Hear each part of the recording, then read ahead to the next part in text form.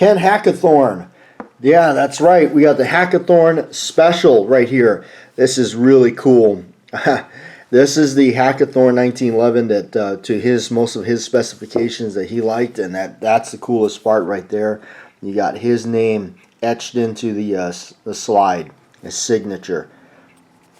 This is a really cool 1911. Been wanting to get my hands on one of these for a very long time, and they're just not they're not easy to come by anymore.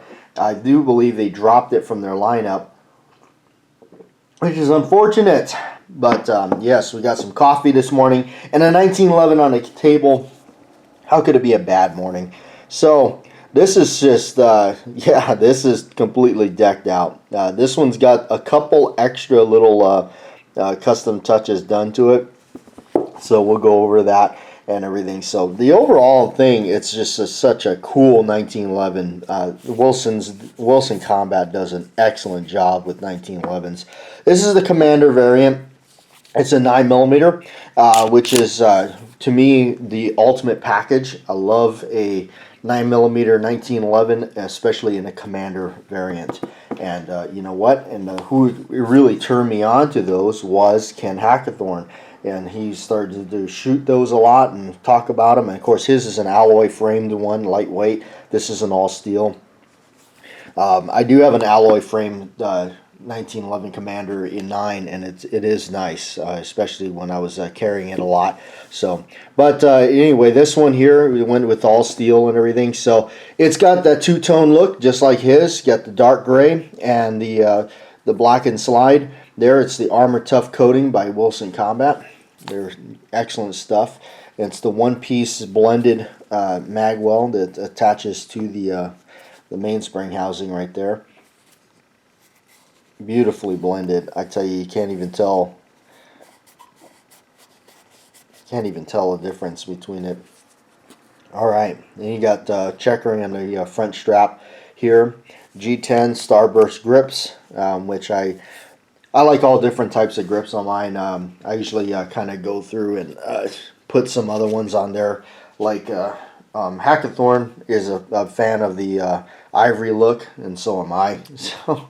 But I wanted to show it to you with the grips that it arrived with.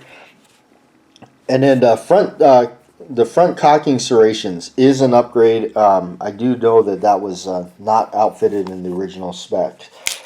So, and then the barrel, look at that. I do kind of like the way they did that, the serrations on there. I've got one that doesn't have those, but this one does, and it's kind of neat looking. It really does. I mean, mostly cosmetics. I mean, they say it's so that whatever, if anything collects there, it has a place to go and channel it in there and all that. But a lot of this stuff is just cosmetics, and to me, that's pretty big on just cosmetics. But it looks really cool. I do admit it looks really neat. So, and then of course, that little extra thing there that they bevel that out. I seen those originally on gold cups. So, and then of course that gold cup flat top on there. I really like that, the way that looks. And it's got a Vickers rear sight that's serrated as well, and also the extractor is serrated there. The muzzle, look at that. The barrel is a flush cut and fitted to the barrel bushing, and it is a full bushing style guide rod and everything. I don't like the ones that are full length or anything. I like the way you can take them down the old school way. And then the ball cuts, really cool. And now, so if there's going to be something I'm going to gripe about, and I'm going to go over the list here real quick, that it also has a titanium firing pin, and of course the medium length 3-hole trigger, and it's got the Ameriglow front sight tritium with the orange outline and all that. So the rear sight it has is a battle sight, the Vickers square notch. It came with the whole laundry list here that has been spec'd out for this one. They did do a little bit of an upcut, I believe, on the frame here and everything, so your hand kind of fits a little higher. You also notice the grip safety, the beaver tail part right here is a little shorter, and that was something that Hackathorn, I believe, was talking and going in, and he was a favor of that and doing that for concealment. And you can see, and I tell you, when you shoot this, you don't get any of that, the red marks or anything on the web of your hand, which you shoot 1911s, this is par for the course, but with this thing, you don't get it at all. And actually, when you depress that safety down, look at that. I mean, it's all, there's nothing. There's no space. It's all, just nothing sticks up. It's amazing. Amazing. And I tell you,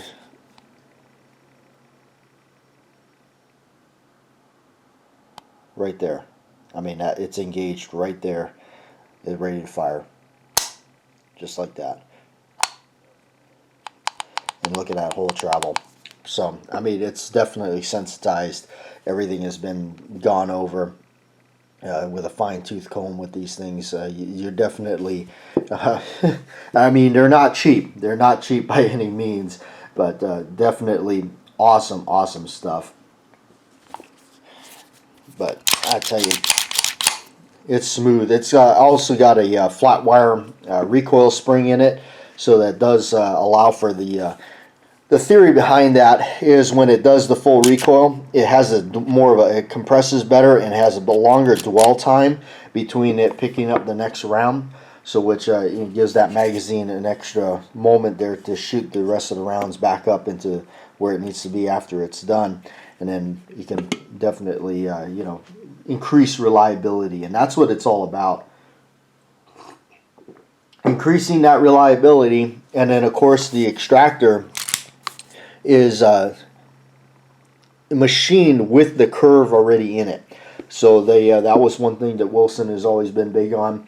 They machine it with the curve, so then that way they're not bending the metal and then installing it. And the theory is so it doesn't just relax and go back to its original form. So if I was going to say, for me, a negative about this thing, and I will be honest, the negatives, I'm not a fan of it being countersunk like that. I understand why they do it, so that nothing, you don't bump it and it'll come off. But I could live with that if the takedown notch wasn't so tiny here. And I'm going to get, because you know what, you almost can't even see it.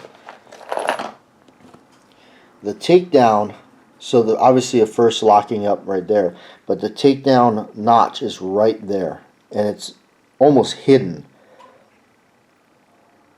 It does, I mean, it comes out no problem, but I just don't like that.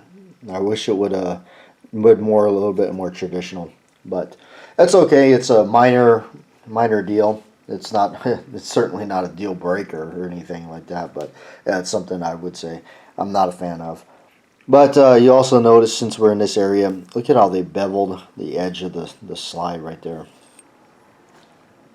Just nice. Everything on it, dehorned and everything. So with the finish, I do know from my understanding that once they get these things, they polish them up, they get them ready, they dehorn everything, they parkerize it, then they armor tough it. The parkerizing is there as an additional thing to help corrosion resistant and to give the armor tough finish something to adhere to even better. So they definitely go the extra mile with these things. Are they worth it? Absolutely. I do feel that you're worth it. So anyway, thanks for watching.